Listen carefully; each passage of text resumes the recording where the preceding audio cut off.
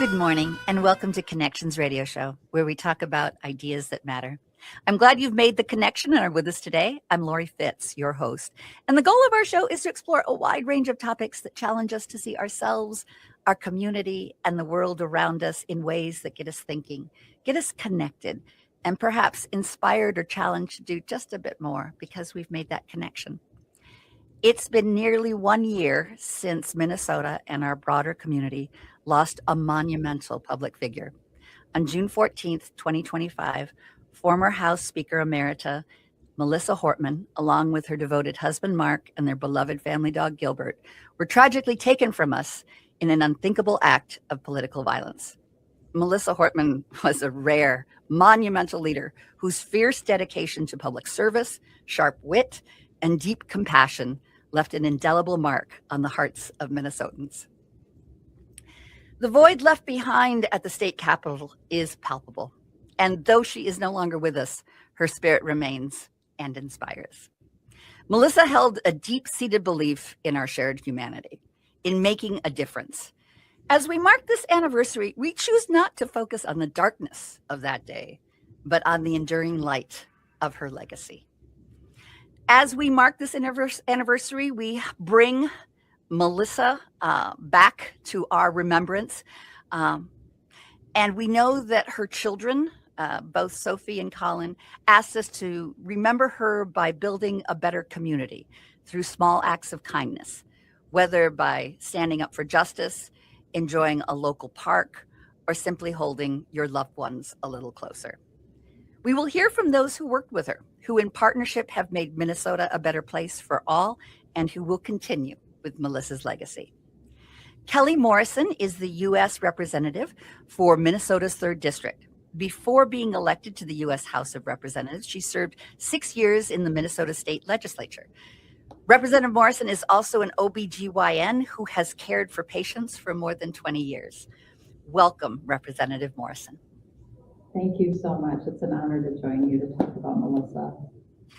Tell me about your relationship with Melissa. Well, I first met her when I was a brand new candidate in 2018. And I met her at one of the conventions, and I remember being nervous. I saw her and I thought to myself, oh my gosh, there is Melissa Hortman. But I got up the nerve to approach her and introduce myself. And Melissa is just lovely, easy to talk to, put me at ease right away. And you could tell immediately that she is a person who just cares about other people and also fiercely competitive and ready to embrace someone who she thought could flip a seat, which is what I ended up doing with her help. And I just felt a connection to her immediately. And Melissa was one of those leaders who let other people shine. She rarely wanted the spotlight. And I think a mark of a great leader is cultivating new leaders. And she did that in spades. There are so many of us who count her as an important mentor in our lives. She just led by example all the time. Well, as a fellow DFL lawmaker who worked closely on health care, reproductive rights, family-focused legislation, you shared her commitment to passing ambitious, progressive policies. And she's been widely recognized for her fierce advocacy for families, reproductive care, and maternal health. Can you take us behind the scenes of a time when her personal determination or strategic mind directly saved a critical piece of legislation? Oh my gosh, I mean, there are so many examples of that, I think. And you know, when I joined the House in 2018, I was elected in 2018, and that we had a divided legislature. So we won the majority in the House, and the Republicans controlled the Senate. And of course, Governor Walz had just been elected. So governing was tricky because we had to make compromises with the Senate. And Melissa just had that calm, plain-spoken, direct, pragmatic way of interacting with people.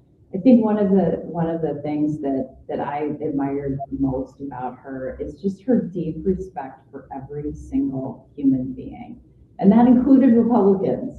And I think you see in the way that people miss her now that she also garnered respect from everyone that she encountered because of the way she treated people and the way she conducted herself.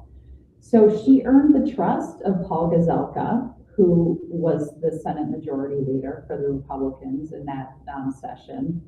And we were able to pass a remarkable amount of legislation with the Senate in charge. With the Republicans in charge of the Senate. One of the pieces of legislation that I am most proud of from my time in the state legislature was an extension of Medicaid to 12 months postpartum. We used to kick new moms off their health insurance if they got it through medical assistance 2 months after they had a baby.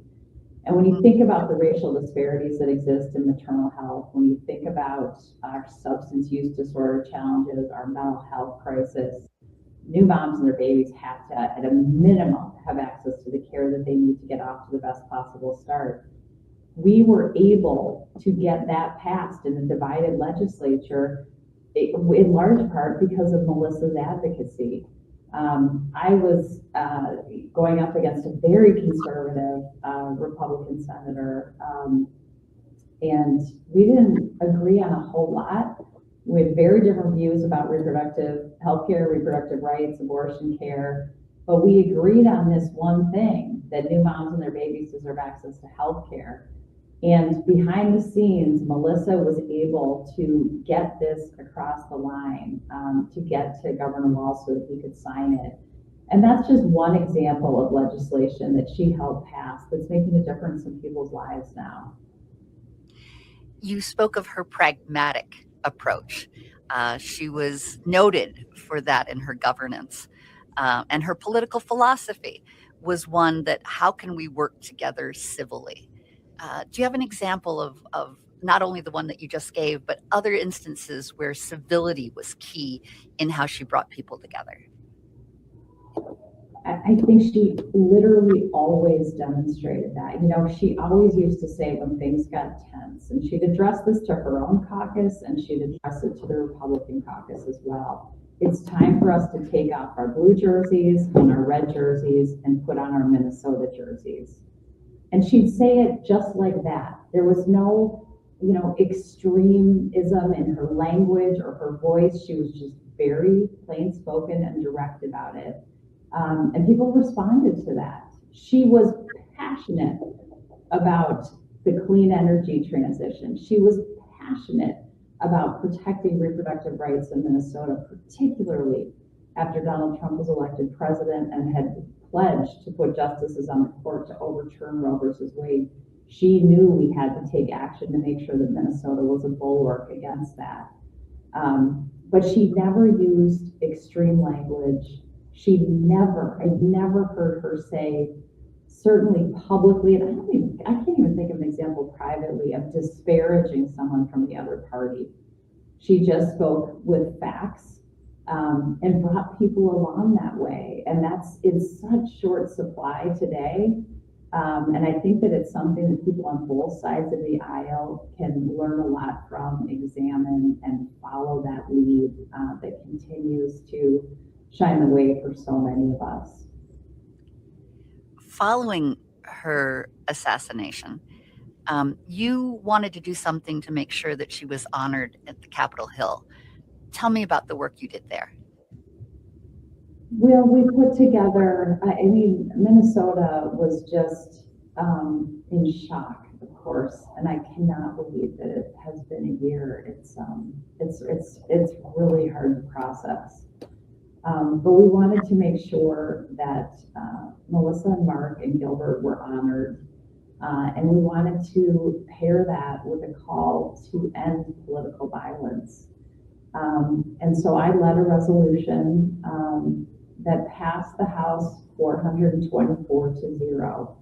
And I was really proud in this very divided time that every single voting member of the legislature of the House of Representatives voted for that. I also led a moment of silence on the House floor that included all 8 members of the congressional delegation. And we have 4 Democrats and 4 Republicans, and all 8 of us stood up there and honored Melissa and Mark and Gilbert with a moment of silence.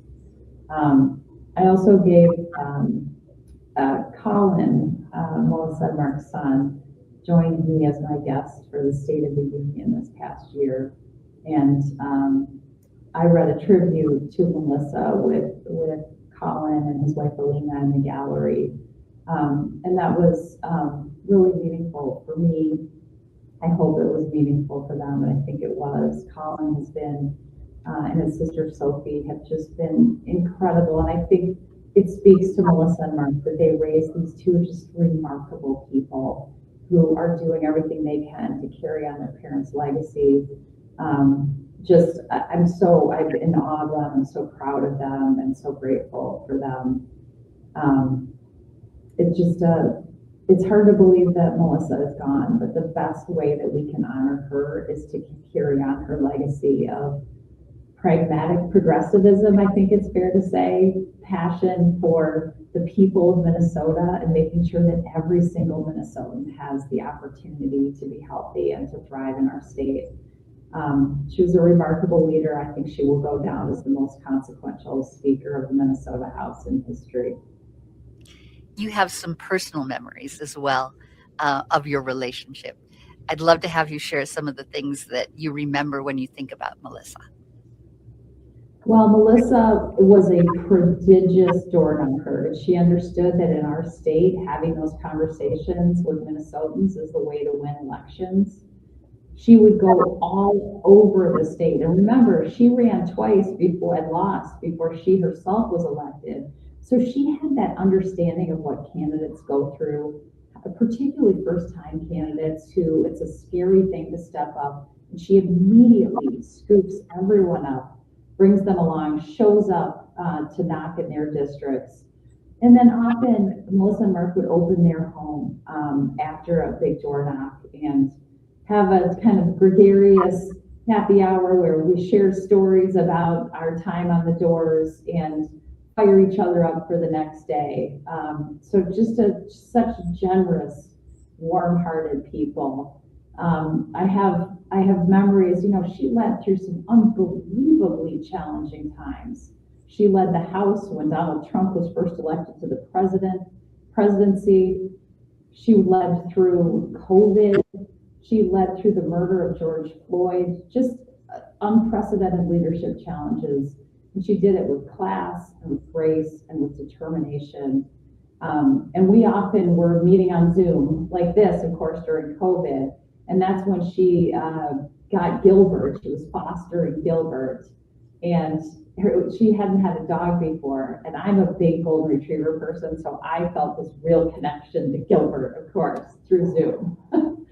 And it was so sweet to watch her. Gilbert would come in the room because she's also serious, and she was leading our caucus. So on Zoom, with all of the Zoom screen, all of us paying close attention to what our leader was saying. Occasionally, you'd see her bend over off the street and pet Gilbert or say, Mark, Gilbert needs to go out. So it was really sweet to see that really human side, and she just adored that dog. And so we all cheered when that relationship became permanent and they kept Gilbert on. Melissa was one of a kind. I miss her dearly and will never forget her for so many reasons. When we think about how she was leading during a 67 House chamber and how we face that today, how do you think her style of leadership can serve as a blueprint for the future? In every possible way. First of all, her agreeing to relinquish the speaker's gavel as part of a deal to make sure that governing could occur. There aren't many people who would have done that. That was a real statement about her values, I think, that she felt that the most important thing was that we're able to govern and get the work done for the people of Minnesota. I think that was hugely important.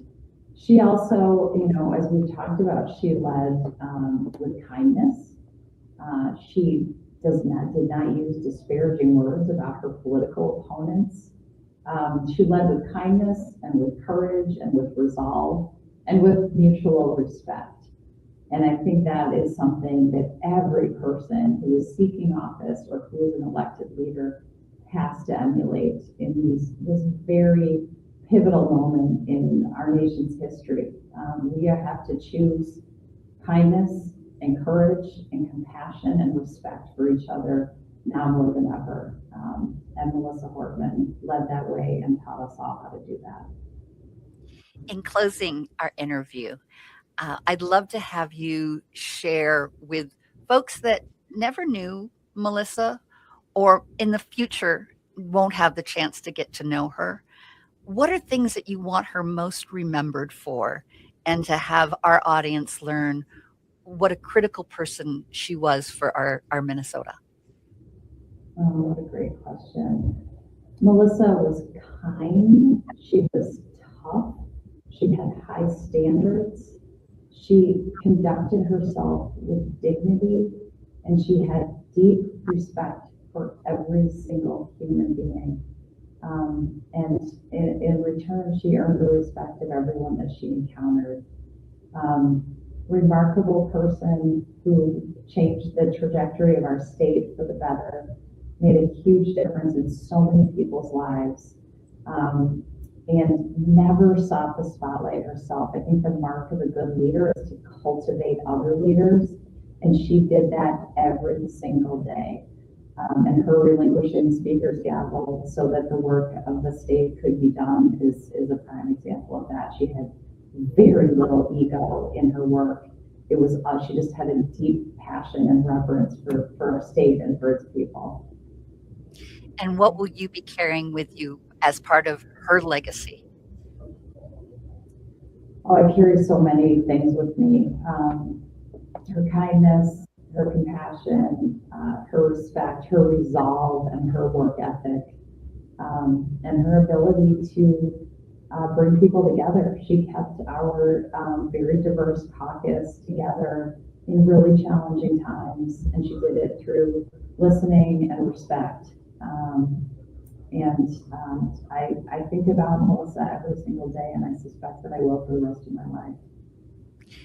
Thank you, Representative Morrison, for taking the time to share with us your personal journey, your professional journey, and the work that you were able to accomplish with Melissa, and ways for us to hold her in our heart and to move forward with the same compassion and dedication and leadership in making a difference, not only in Minnesota, but for our country. Thank you for all that you do and how you're taking Melissa and her hopes and her dreams forward.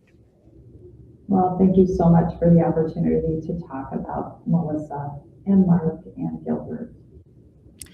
And thank you. And we'll be continuing our conversation. I hope you'll stay with us. This is Connections Radio Show, and our remembrance will begin right after just a short break. And thank you again. We appreciate you being here, Kelly Morrison. Thanks so much for having me.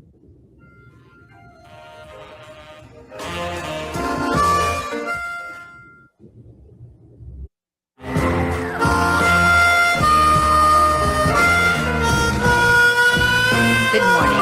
I'm Laurie Fitz, and welcome back to Connections Radio Show, where we talk about ideas that matter, and I'm glad you've joined the conversation. Today, we're paying tribute to former House Speaker Emerita Melissa Hortman. On June 14, 2025, we lost her, along with her devoted husband, Mark, and their beloved family dog, Gilbert.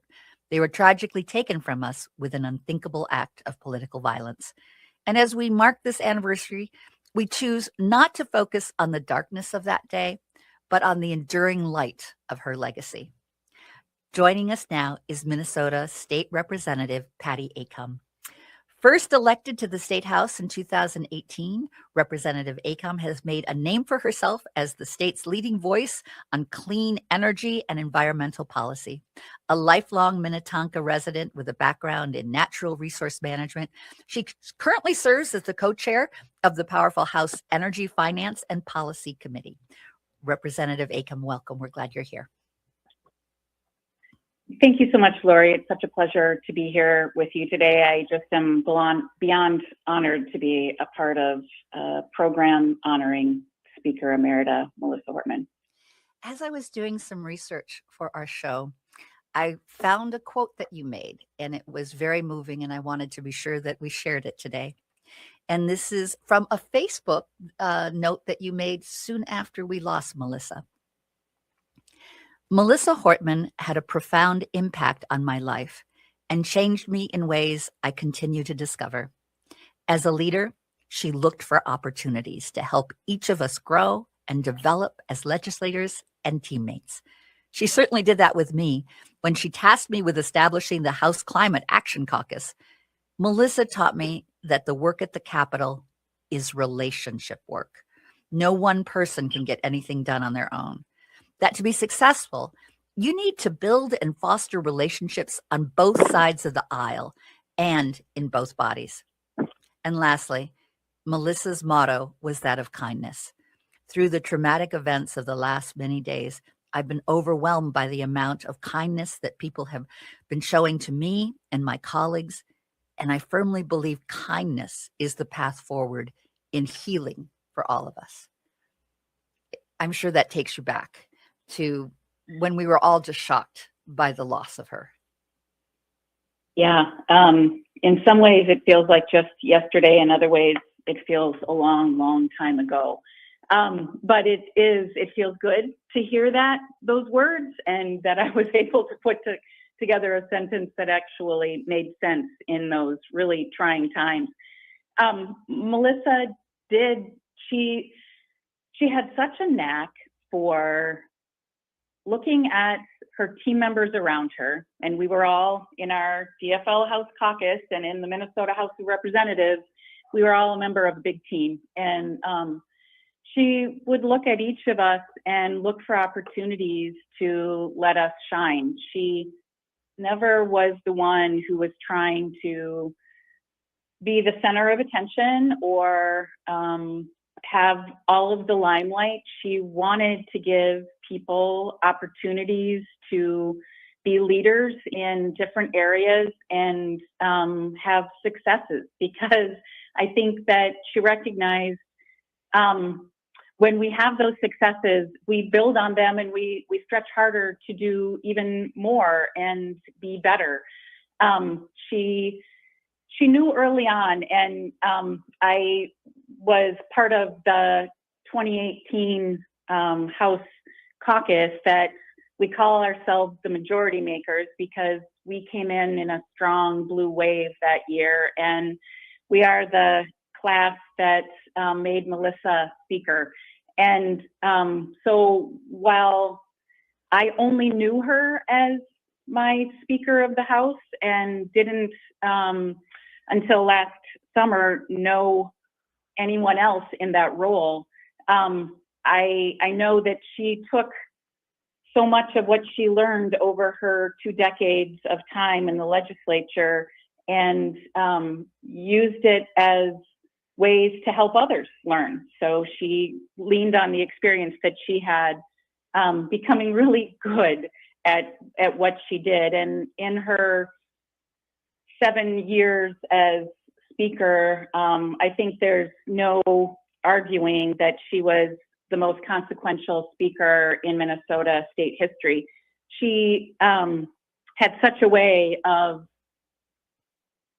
getting people to want to work together, to come together, to find a path through, while always protecting those things that were true and important and the priorities. So she was always looking for ways to collaborate as long as it didn't sacrifice her priority or the priorities that we all stood for and wanted to maintain. I think, the whole notion of the relationship work of the Capitol and the legislature is true. Like, none of us can do this work alone. And while each of us has an election certificate and we have earned a seat there, we can't do anything without the help of our colleagues, and especially the last 2 years, and really always bipartisan support and bicameral. And, we didn't there's maybe a healthy competition between the House of Representatives and the Senate. And so sometimes people would opt to run for election for the Senate after having served in the House. And we would always jokingly say, well, they were House trained. And now in Melissa's, having been elected during Melissa's time as Speaker, we now say we were Hortman House trained. How did you first meet her? Well, it was when I was running for election. I had no expectations that I would run for partisan office. Prior to running for the legislature, I served on the Minnetonka City Council in a very nonpartisan way, and I thought that that was just really a great way to serve my community. And then things changed when President Trump was elected in his first term, and there had been a recent another school shooting in Parkland, Florida, and I thought, I had prior to that thought that those people who were elected to partisan office, while maybe I didn't agree with everything, I thought they at least had the best interests of our country at heart and of our states and communities. And that notion kind of changed for me when President Trump was first elected. And I thought that if I had concerns, then maybe I needed to step up. And there was an incumbent who had been in the district that I represent who had decided not to run again. And I thought, well, maybe me. And I was encouraged by some in my community to consider it. And so I did. And I first met Melissa on the campaign trail. And Melissa was dogged about the campaign side of the work that we do. And knocking on doors is the best way to have a conversation with somebody in order to ensure they understand where you're coming from and to better understand their concerns. And so door knocking, Melissa is, she is insistent that all of us would do our important door knocking. And so my first meetings with her were at combined door knocks, where she would come out to bring people and encourage people to come. It was always fun for people in the community to see those who had already been elected and were serving, especially in leadership roles like Melissa, when they would come to our community to encourage others to door knock. And I remember one event, she came, and at that time, Governor Dayton was just finishing his term. He came to a door knock too, and the two of them got people enthusiastic and about going out and knocking doors. So those were my first experiences meeting her. And when she also came to the convention when I received my endorsement, that was actually the first time I met her in person. And she was just amazingly supportive and encouraging.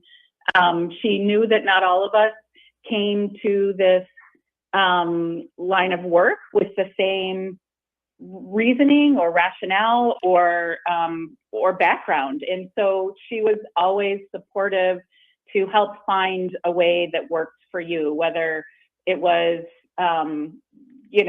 offering strategies that worked for her or hooking you up with other people who had similar, maybe it's parents who both have kids and how do they do this work with young children, or whatever the situation was. Melissa was always good at working to ensure people felt like they had what they needed or could help find what they needed to be supported in this work.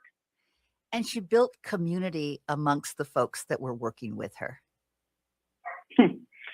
Yes, she did. And she knew that, again, that while not all of us were there to fight for the exact same causes, or some people went to college and became lawyers, and this was a progression of their dreams.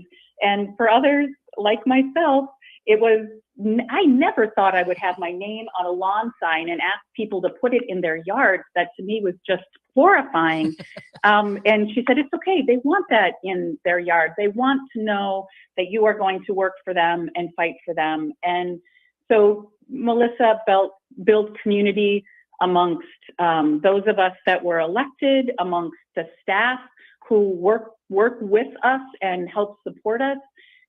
She made it an environment that would welcome more voices than maybe the traditional voices who had been involved in politics for decades.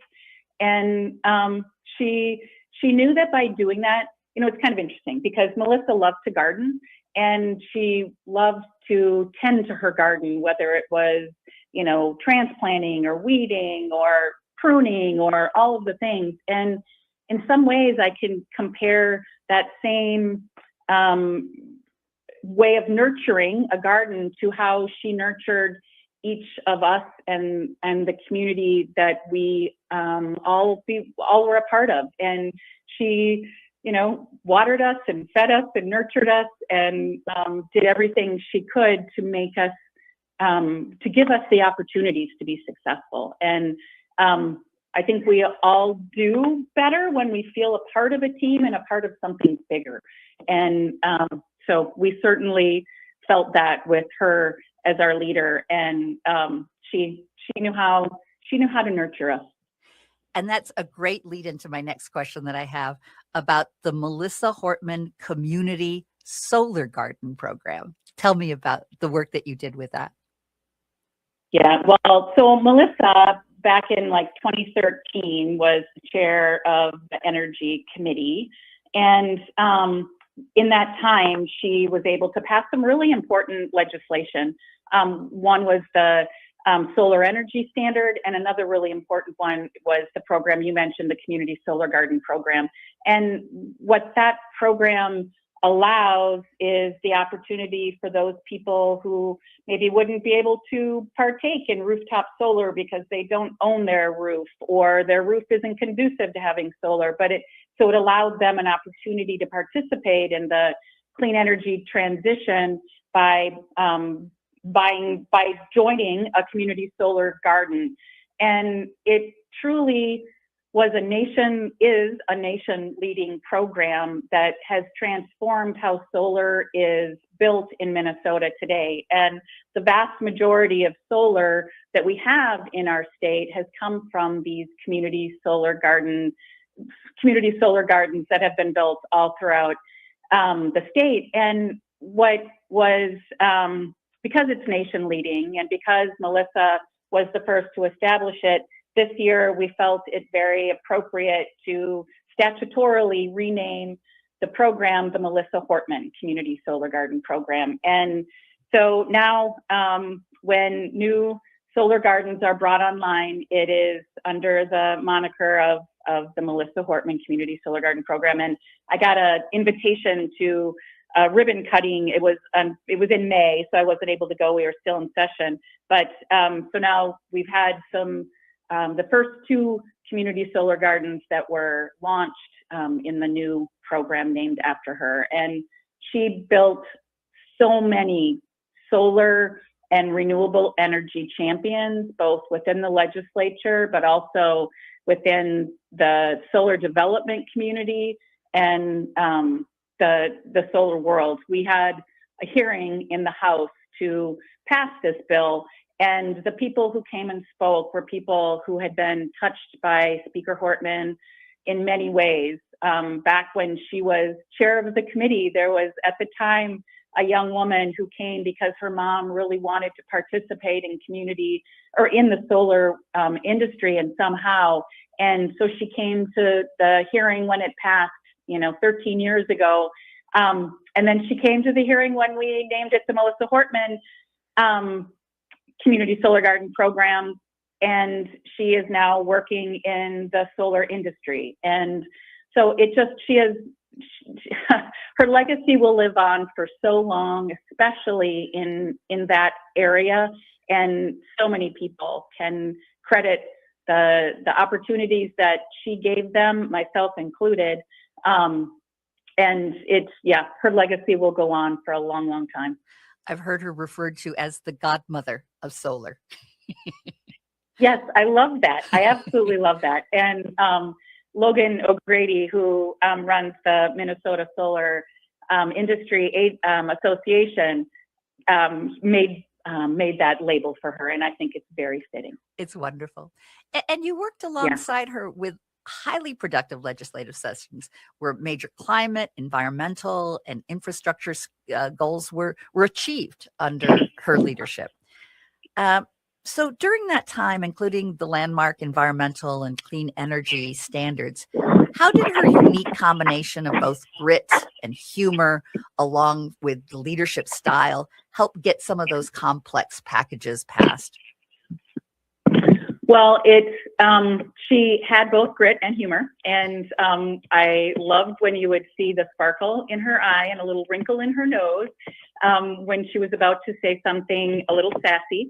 But she worked hard, and she, wasn't afraid to get into the weeds and dive into the details.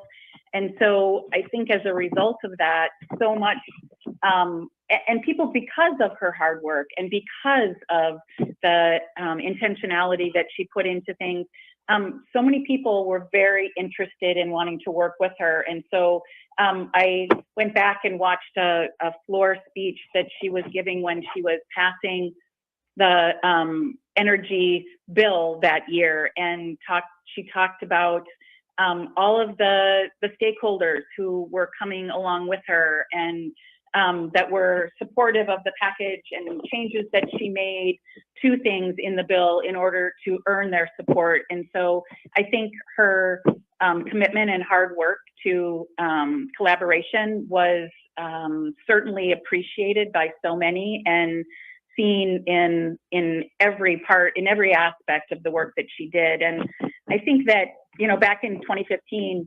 Melissa went to the Paris Climate Accords, and I think it was there that her commitment to climate change was really inspired. And so when she then came back and was continuing her work at the Capitol, she when she became speaker, she named the Energy Committee, she renamed it the Climate and Energy Committee, recognizing fully that our energy sector and burning of fossil fuels is one of the primary concerns around our changing climate. And so I think she was always forward-looking and looking to the future and how we should be doing things differently, and all while collaborating and bringing people along.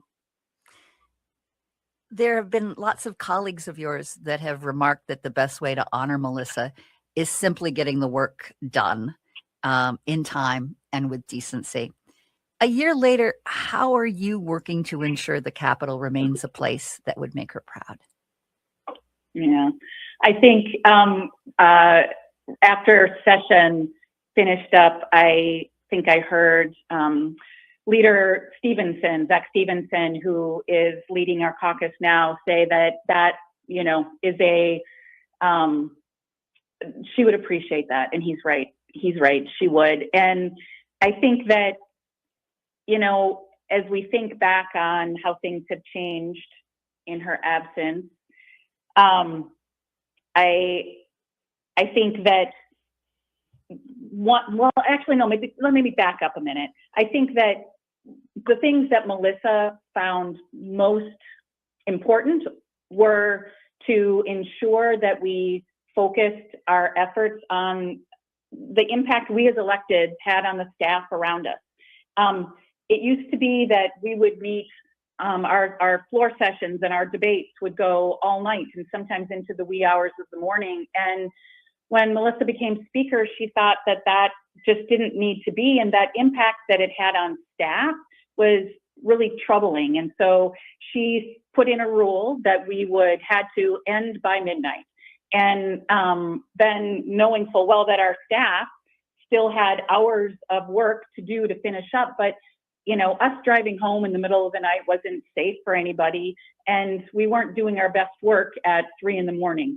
And so I think Melissa, recognizing how the work that we as elected had on staff, was really important and something that really transformed how we have done business in the Minnesota House. And I think fittingly, the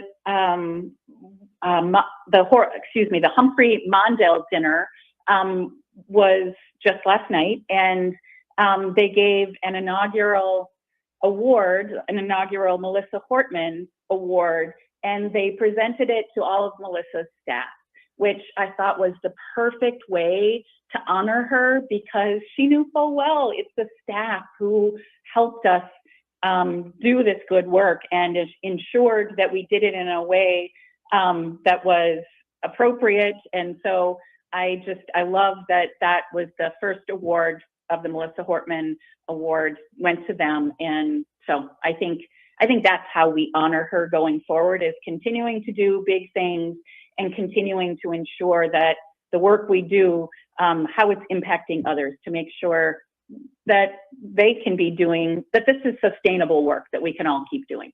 And we can keep remembering how she led that effort and how important that is, and how important it would be for her to see the future being lived out in her memory. I have one last question for you. Beyond her great political abilities and strategies and leadership, she was also a devoted mother, a Sunday school teacher, a dog lover. Do you have a favorite memory of her, a personal story that you can share about Melissa outside of the legislative chamber? Well, I mean, I think that there were many personal moments. I mean, sometimes this work can be all-consuming if we let it. And, you know, with the official side at the Capitol, with the campaign side back in our district. And so over the years, Melissa did a really good job of kind of setting up boundaries to ensure work-life balance. And I don't think there's a person who would argue that the most important people in Melissa's world were her family. And while I didn't get a chance to know them before, I have gotten to meet them now, and they are incredible. And she and Mark did just an amazing job raising those children. And I think that in terms of memories that I loved or moments that I will cherish, it's when Melissa would be, I mean, because while she did have good work-life balance and she really set up good boundaries, she also was a good multitasker. And so she loved to work in the garden. And so when I could get her ear, when she was weeding her garden, it was amazing, because she would be able to mindlessly be, you know, pulling weeds in her garden and be helping me with the things that I had questions about, that I was uncertain about, that I needed her feedback on, that I leaned on her experience and her leadership to help me figure out. And, you know, that went anywhere from what and how we did in developing the Climate Action Caucus to, you know, what kind of legislation the Energy Committee continues to do in, you know, different seasons. And so I think I will hold those times and those memories of those conversations and her wit and her humor closest. And I think that, you know, there were, as I said, so many different kinds of moments and opportunities to spend time with her, whether it was late night at the Capitol and reflecting on things that had passed or didn't pass, or frustrations, or, you know, sharing dinner after a long night and trying to debrief things that were challenging. She would often try and get lunch at the Capitol in the spring. Food trucks always come, and so that's always a fun, it's kind of a food desert over at the Capitol, honestly. And so in the spring, when the food trucks would come, she would try and set aside some time with newer members to go and get lunch at the food trucks and sit down and to just see how things were going and check in. And so I have a lot of fond memories that I will hold with me about her and our relationship, and the way that she has helped me be a better representative, a better teammate, a better energy committee chair. So I cherish those. I love both the image as well as it being a metaphor of her weeding a garden while she's giving you advice. There's something, Exactly. a great metaphor for someone who's looking at environmental and climate issues to be like in the dirt, digging up and making her garden healthy. And at the same time, looking at what our garden of our Minnesota needs to be and how to work on that. It was a lovely, lovely metaphor and image. Thank you for all your sharing. Patty Acomb is the Democratic Farmer Labor, DFL, politician covering West Metro suburban communities like Minnetonka, Wayzata, Woodland, Deep Haven, and Shorewood. And she is most notable for her legislative leadership on environment, climate change, and renewable policies. Thank you for taking the time today, Patty. It's just been a joy to have you share your memories, your recollections, and some things to take us with us as we move forward in the future. How do we continue to carry her legacy forward? And you've done a beautiful job sharing those stories with us. Well, thank you, Laurie, and thank you so much for making the time for us all to remember and talk about Melissa Hortman. She's a wonderful, wonderful person. So thank you. She was someone I deeply admired. Yeah. So thank you for joining us on Connections Radio Show on AM 950, the progressive voice of Minnesota. Our remembrance and special honoring on the life and the contributions of former House Speaker Emerita Melissa Hortman begins right after a short break.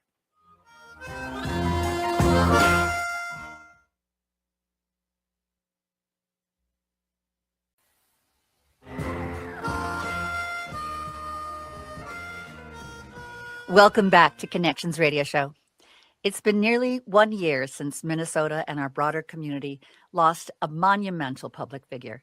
On June 14th, 2025, a former House Speaker Emerita, Melissa Hortman, along with her devoted husband, Mark, and their beloved dog, Gilbert, were tragically taken from us in an unthinkable act of political violence. Melissa Hortman was a rare, monumental leader whose fierce dedication to public service, sharp wit, and deep compassion left a special mark on all the hearts of Minnesotans. Joining with me is Representative Zack Stephenson, who represents House District 35A, which includes parts of Anoka County. He was elected leader of the DFL in September 2025, succeeding Speaker Emerita Melissa Hortman, who became a mentor to him when they first met in 2002 during a time when he was working on her campaign.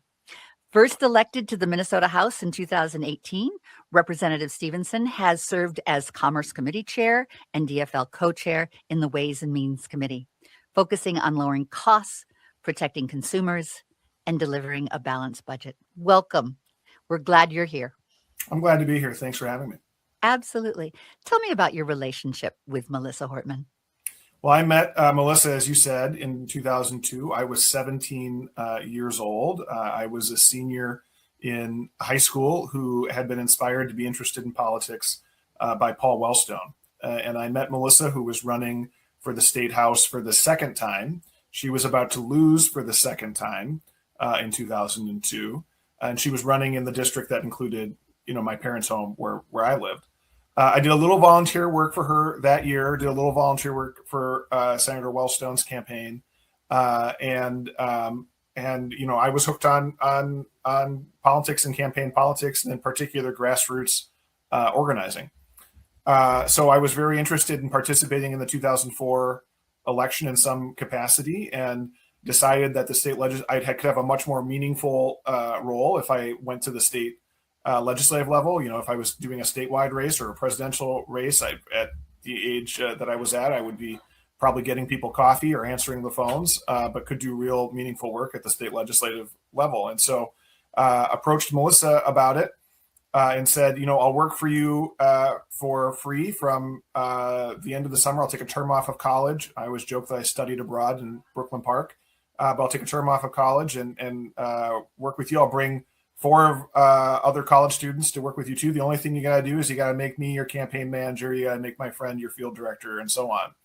And when she was telling the story later, she'd say that she had lost twice and was desperate enough to try anything. Nope.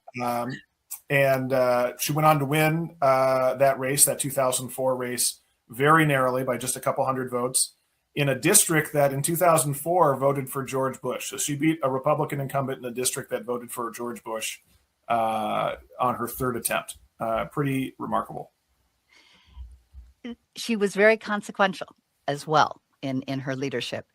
Did you see things when you were working on her campaign that led you to believe, she's going to make a big difference? And what were those things that struck you? Certainly when I was 17 years old and met Melissa at my local precinct caucuses, or even when I was her campaign manager, I could never have predicted what was going to happen. But in hindsight, all of the ingredients that made Melissa such a remarkable leader and a remarkable person were present. Certainly her intelligence and her wit, but also her strong determination, right? I mean, I think most people would have given up after losing once, almost everybody after losing twice, but she continued. She was determined. And by the way, that determination, it wasn't about ambition. It was about service. It was about getting the work done. And that's the other thing that remained true about Melissa all the way through her life and was a great key to her success, was that she was motivated to make people's lives better, to improve Minnesota, not to be the star of the show. She was quick to give other people credit for things that she had done. She invested in the leadership potential of other people. She operated without, it's not that she had no pride or no ego, but she operated without significant ego. And that allowed her to be extraordinarily effective over 2 decades. And she was your mentor. And she was the big sister I never had. And being your mentor, she must have seen something special in you and told you what it was that she wanted to support you and have you be a future leader. What were some of the things that she shared with you to encourage you?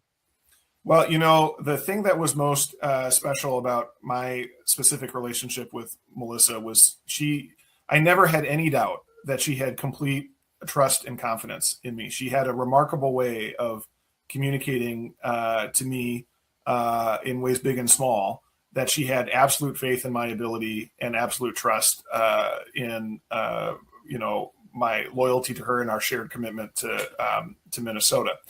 And when someone you admire and respect demonstrates that kind of trust and confidence, it's just an enormously powerful thing.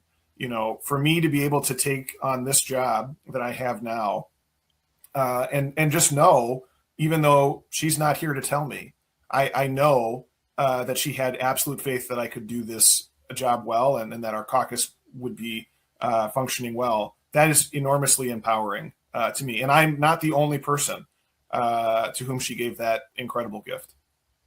Was there a piece of advice or something that she shared with you about leadership that stays with you? Oh, I mean, many things, big and small, but the biggest thing is just the leadership by example and the commitment to work. Melissa, when we would go door knocking, she wanted to be the first person out the door to go door knocking and the last person to come back, wanted to knock the most doors all the time. Wanted to stay focused on doing the work, doing the right thing. I watched her pass up opportunities for the limelight or make sacrifices in the spirit of advancing the interests of the caucus or advancing the policy goals that we have. She really showed the way to do this job really effectively. And I think about that all the time. In ways that you want to honor her. So many people have said that doing the state's work on time and with decency is really important as you move forward with her legacy. As a year later, what are some of the things that you want to have continue as part of her legacy? Well, certainly she would be very happy that the Minnesota legislature this year was able to get a lot done and get it done on time. And the more we can continue to do that, she would be happy about that. I think the way we do our job at the Capitol also matters. Both the way that members do their work, the way that members treat staff. She placed a high premium on our incredible staff at the Capitol, both the partisan and nonpartisan staff, and worked really hard to try and change cultural elements of how the Capitol works to be more, staff friendly. For example, not meeting, trying to stop the legislature from meeting through the night. It used to be that the legislature routinely would go until 3, 4, 5 o'clock in the morning. And when she became speaker, she instituted a rule that the House won't meet after midnight, absent exigent circumstances. And in the 8 years that she was speaker, or Speaker Emerita, helping to co-lead the chamber the last session, I think we only met after midnight 2 or 3 times. It was very, very rare. Before she was speaker, that could have happened in a week, and that's an incredible example. And then the other thing is we are dedicated to making sure her story is continued to be told and preserved, to make sure that nothing like this ever happens in Minnesota again, that no one else is a victim of political violence. Melissa was the first Minnesotan political leader to be assassinated, and I hope she's the last. And the best way that we can work to ensure that is by telling her story and preserving her legacy. When you talk about having her make sure that it closed early so that you're not there all night, I've heard stories that she partially did that for young people. She didn't like young people having to stay up so late, and she was kind of a mom. And she was a mom. It was very important to her on a personal basis, being a good mother, teaching Sunday school, loving dogs. Do you have some personal memories of her that you'd like to share? Oh, I mean, the biggest thing that I think people should know from the picture you painted is that she was incredibly funny, witty. She could be very direct and just cut to the core of something with a bitingly funny remark. And I miss that tremendously. She could size up a situation that we were in politically, policy-wise, or just generally, and come up with a quippy one-liner to explain it in a way that was hilarious. I wish I could come up with an instantaneous example off the top of my head that it would also have to be one that it could be broadcast, under guidelines. She had an extensive vocabulary and was not afraid to use it. I love it. In sharing with someone who may not have ever had the chance to get to know Melissa, and there'll be folks that will be coming up in politics and serving in future leadership positions. And as you say, you want to keep her life and her legacy and her vision strong and going forward. What will be some of the things that you want to share with those future leaders about the importance of her leadership? Well, the number one thing is to focus on getting the work done. That is the thing that matters the most, that we are here in St. Paul to do the work of the people and to make Minnesotans' lives better. And that should be our focus, not the politics, not the social media, not the cameras, but getting the work done and doing it well.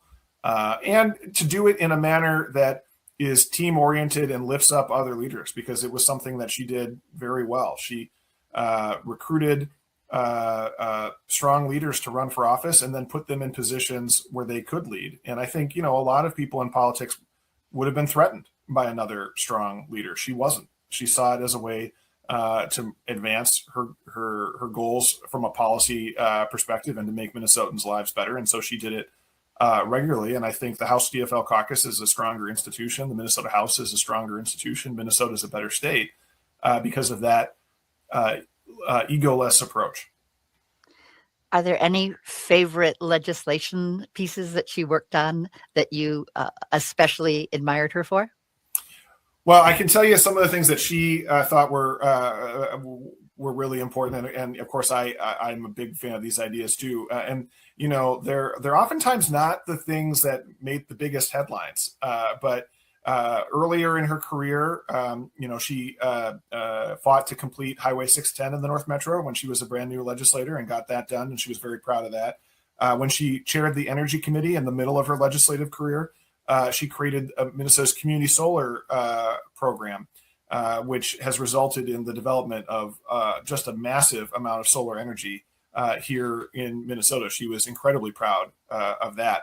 As Speaker, obviously she presided over the 2023 session, which had many landmark wins. I know that one that was deeply important to her and didn't actually make a lot of headlines was that she was able to index state funding for education to inflation, which means that Minnesota will consistently provide new funding to schools to keep up with inflation, something that had not happened in the years before she was Speaker on a regular basis. In fact, when you adjust for inflation, Minnesota spends less on education today than we did when I graduated high school in 2002.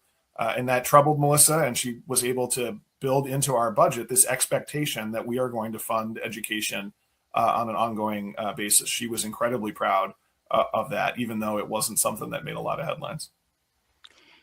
And you speak of how her great legislations that she worked on and how leaders can follow in her footstep. What are some things that you want our audience to remember about Melissa and carrying her vision and her legacy forward?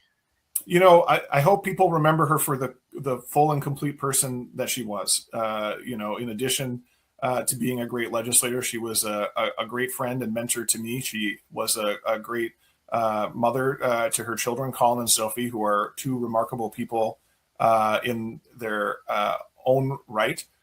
She was a brilliant lawyer who had a great legal career. As I said, she was incredibly funny, incredibly smart, witty, direct, blunt. She was a complete person, obviously, and deserves to be remembered for all of the different facets of her life. And she had a great knack for recognizing good talent and developing that. She did. Yeah. And with that, what advice do you give to folks out there that may be considering leadership roles, that may be interested in going into politics? What would Melissa do and encourage, and what would you do and encourage individuals to get into politics? We had a mantra back in that 04 race that we won, that a guy that we were working with on that race coined. It's not about you, it's about the voter. And I think that is emblematic of the way that Melissa approached politics and approached her career at the legislature. It's not about you. It's not about Melissa Hortman, or it's not about Zack Stephenson. It's about the people that we work for. On the campaign trail, that means trying to do more listening than talking, trying to hear what voters have to say instead of telling them what you think they want to hear, and trying to put at the center their concerns. And that's how you can effectively win elections, because ultimately what people want is a representative who's on their side, who will fight for them, who will listen to them. And so demonstrate it, actually do that, actually listen to them. And then when you get to the Capitol, do the work, try to make Minnesotans' lives better. Don't focus as much on the politics and the cameras, focus on actually doing the work. It's not about you, it's about the people of Minnesota. On our tribute, we've been focusing on the light of her legacy that goes forward, her vision, and not the dark day that took her from us. Is there any last comments that you'd like to share with us all about your special memory or special way of letting us know what Melissa Hortman has been to Minnesota and how we carry her forward? Well, she was the most consequential speaker in Minnesota history. She was a friend to so many people. She had a wonderful family. Mark Hortman, one of the happiest, just a good-natured dude who I miss all the time. She was, as I mentioned, a wonderful parent who raised two phenomenal people in Colin and Sophie Hortman. She is someone who I will miss every day for the rest of my life. And I know that I am not alone. A lot of us who knew her are going to miss her deeply. Well, thank you for your memories that you shared and being a part of our tribute. She was consequential not only as a leader, but she was consequential as a human being in bringing meaning to so many people's lives, and we will miss her. Absolutely. Thank you. Thank you. Thank you for your time.